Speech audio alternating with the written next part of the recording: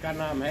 ऐसे महाराज जी ने इस पावन धरा पर जहाँ भगवान शिव सदियों से विराजमान है, ऐसे परिसर में भगवान शिव की प्रेरणा से मैं पंडित श्याम दत्त तिवारी डॉक्टर सत्यमेव जयते का माल्यार्पण आप सब लोगों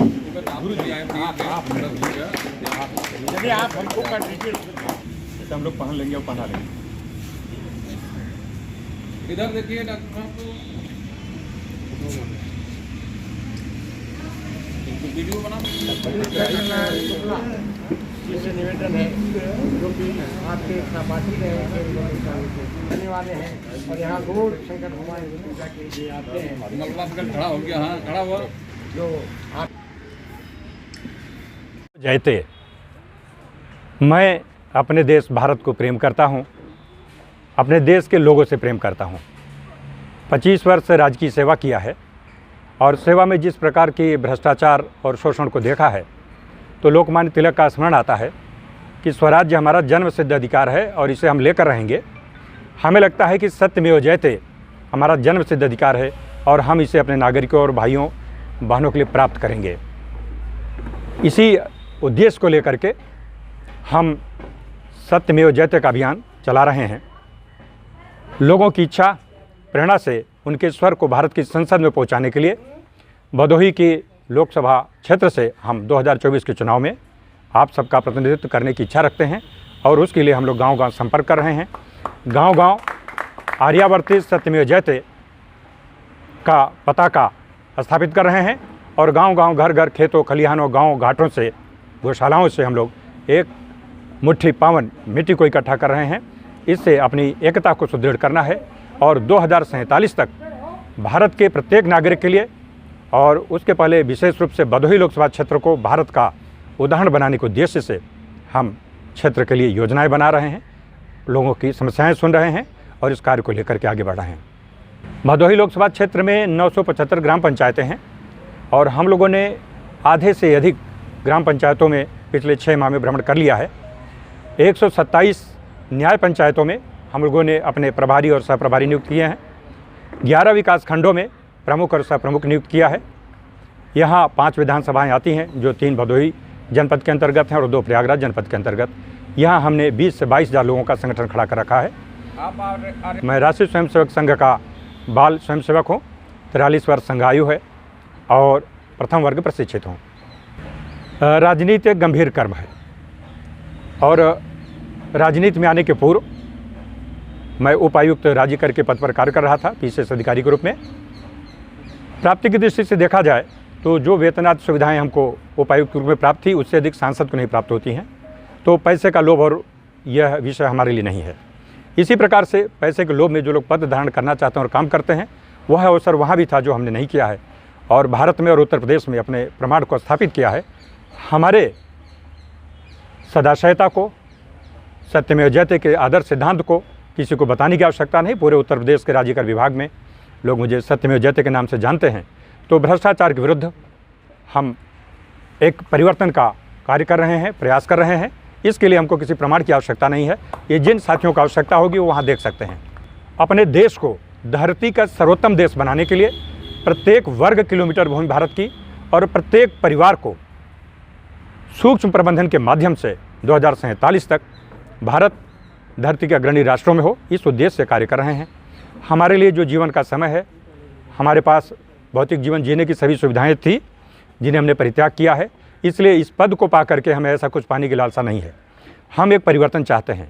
नागरिकों में भेदभाव है, सरकार की जो व्यवस्थाएं हैं वो या तो कम हैं, बहुत कम हैं, या भेदभाव परक हैं। यह सभी चीज़ें बदलनी चाहिए। इनको बदलने के लिए योजनाएं होनी चाहिए, विचार होने चाहिए, प्रामाणिक चरित्र होना चाहिए। इन विषयों को लेकर के ही हम राजनीति में आए हैं और राजनीति में चूँकि कानून बनाने का अधिकार है और सभी आर्थिक संसाधन वहाँ निहित हैं, इसलिए राजनीति में जाना आवश्यकता भी है। राजनीति हमारे लिए शौक का या विवशता का विषय नहीं है। राजनीति परिवर्तन का एक माध्यम है और इस उद्देश्य से और भदोही लोकसभा क्षेत्र को जो हम लोगों ने देखा है, मैं स्वयं काशी नरेश राजकीय स्नातकोत्तर महाविद्यालय का छात्र नेता रहा हूँ। तब से लेकर के आज तक इस क्षेत्र को पिछले 35 वर्षों से अच्छे से जानता पहचानता हूँ। इसी क्षेत्र का हूँ, यहाँ का बेटा हूँ, आप सबका भाई हूँ और इन सब भावनाओं के साथ किसी प्रमाण की आवश्यकता मैं कोई नया व्यक्ति नहीं हूँ, बाहरी नहीं हूँ कि किसी प्रमाण को देने की आवश्यकता होगी। हमारा चरित्र, हमारा कार्य, पीछे का जो हमारा इतिहास है वह प्रमाण देगा कि हम आगे कितनी तत्परता से और कितनी सन्नद्धता से कार्य करते हैं। वह आप गवर्नमेंट उप आयुक्त राजीकर के पद पर कार्यरत था। 30 सितंबर 2022 को लगभग 15 माह पूर्व हमने स्वैच्छिक सेवानिवृत्ति लिया है। हमने अपने एजेंडा में इसको घोषित किया है। अब तक की वार्ताओं से जो निष्कर्ष हम लोगों के सामने आए हैं, उनमें सबसे पहले तो भदोही के प्रत्येक ग्रामीण सड़क को गड्ढा मुक्त करेंगे। अच्छी गाड़ियाँ हो तो भी लोगों की कमर टूट जाती है, जाम लगता है, समय खराब होता है, तो और सबके काम आती हैं सड़कें, चाहे वो धनी वर्ग हो चाहे निर्धन वर्ग हो।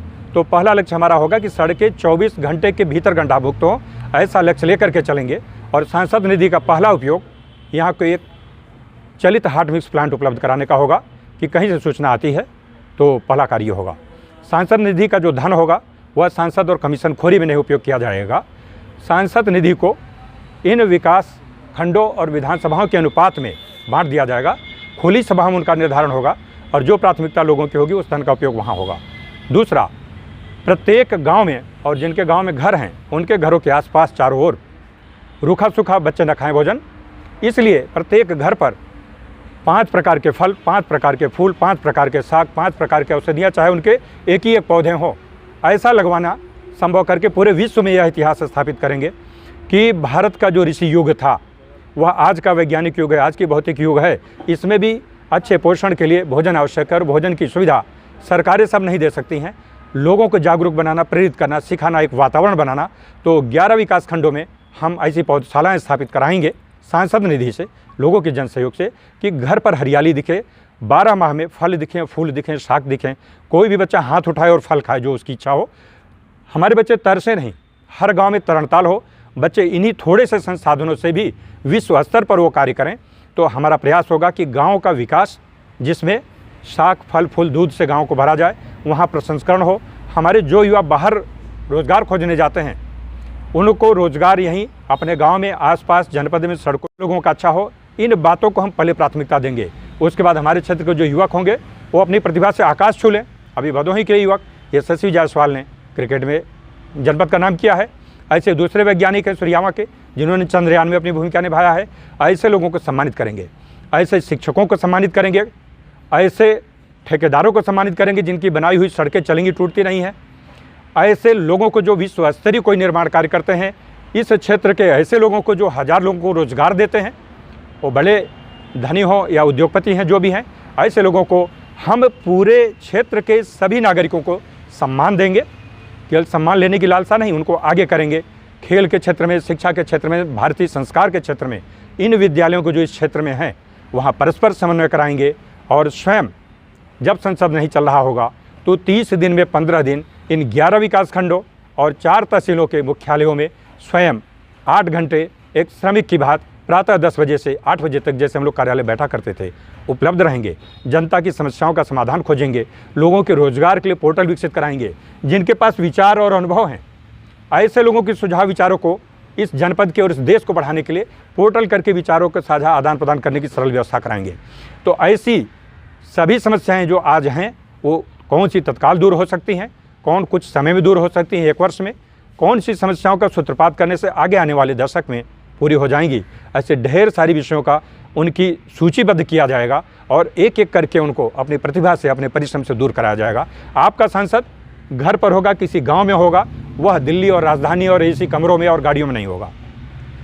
आधुनिक तकनीकों का उपयोग करेंगे, गाड़ियों का उपयोग करेंगे, अन्य जो सुविधाएं होगी उनका उपयोग करेंगे, लेकिन उनका उपयोग जन कल्याण में होना चाहिए, लोगों का जीवन स्तर बढ़ाने में होना चाहिए। और आज जो जातिगत भेदभाव और इतनी द्वेष भर गया है, इसको दूर करेंगे। भारत राष्ट्र का एकीकरण होना चाहिए। आज जो है एक दल या एक जाति को दूसरी जाति से भिड़ाना, तोड़ना, करना, इन चीज़ों के स्थान पर हमारे आधुनिक मूल्य होने चाहिए। राजनीति किन सिद्धांतों पर होनी चाहिए? भारत को राजनीति की उस कक्षा में ले जाना है जो विकसित और पश्चिमी देशों की अच्छाइयाँ हैं उनको हम ग्रहण करेंगे, जो हमारी अच्छाइयाँ हैं उनको हम स्थापित करेंगे, प्रसारित करेंगे, प्रशिक्षित करेंगे। ऐसा हमारी प्राथमिकता होगी। निश्चित रूप से इसको इन्हीं 5 वर्षों में संभव किया जाएगा कि भदोही लोकसभा क्षेत्र में कम से कम किसी एक स्थान पर जहाँ सहमति बने, जहाँ सर्वेक्षण के बाद आए कि एक 4 से 6 लेन का सेतु बनना चाहिए। ये बहुत आवश्यक है। भदोही, काशी और प्रयाग के बीच दब जाता है। जबकि भदोही अंतर्राष्ट्रीय ख्याति प्राप्त जनपद है। यहाँ कालीन हमारा विश्व में हमारा नाम देता है। यहाँ गंगा जी हैं और विश्व पर्यटन स्थल है, सीतामढ़ी समाहित स्थल है, जो पावन भूमि हम लोगों के लिए। तो ऐसे स्थान को, ऐसी गंगा माता का वरदान हम लोगों को, इसको संभव करने के लिए हम लोग अपनी प्रतिभा, अपना परिश्रम, अपने संपर्क, अनुशासन से, अपने तर्कों से प्रधानमंत्री जी को, राज्य सरकार को, जो भी होंगे उनसे अनुरोध करके इस विषय के महत्व को रख करके इसको संभव किया जाएगा। हम समझते हैं कि सांसदों का जीवन बहुत ही अनुशासित होना चाहिए और संसद से किसी भी दशा में भागना नहीं चाहिए। हमको दत्तचित्त होकर के शांतपूर्ण मस्तिष्क से जो भी बात रख रहा है सत्ता पक्ष या विपक्ष, सुनना चाहिए। उसमें हम और बेहतर योगदान क्या कर सकते हैं उसको रखना चाहिए। संसद को छोड़ देना, चले जाना, विरोध के लिए विरोध करना, इससे देश का विकास नहीं होता है। सांसद के कद को, पद को छोटा करता है। भारत की राजनीति को इसके ऊपर उठाने की आवश्यकता है।